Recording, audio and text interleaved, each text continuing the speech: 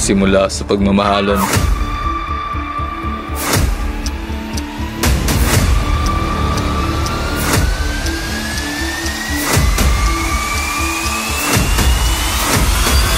At winasak ng pagdurusa.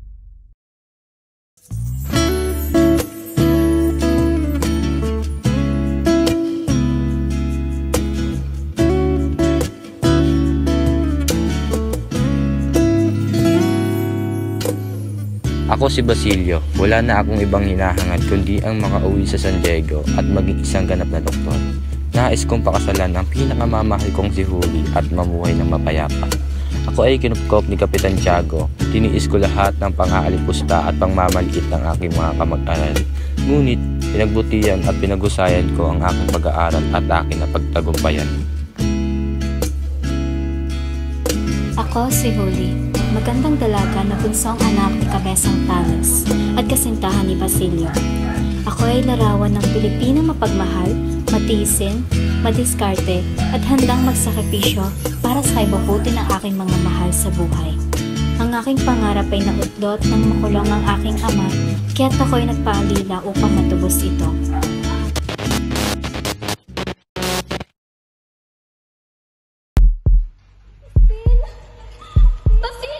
Akala mo ba'y makakalimutan ko ang lalaking tumulong sa pagbibig ng aking ina? Sa harap ng makaaway, ako isang mangangalakal na nag-aalis ng mamahan ng anak. Pamanhin, ngunit hindi ko talaga yan maaaring pirmahan.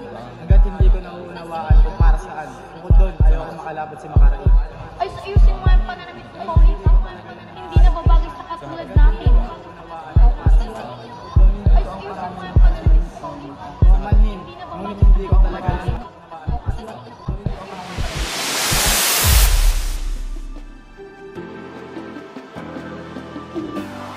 Sa harap ng mga kaaway, ako ay isang mangangalakal na nag-aalok ng mga mamahasing na lakas.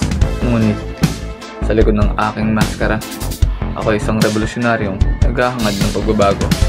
Ang bawat butil ng ginto ay may kalakip na pag-asa para sa inarap ng aking bayan. Ako, si Juan Crisostomo Ibarra, nagbabalik upang magiganti bilang Simon.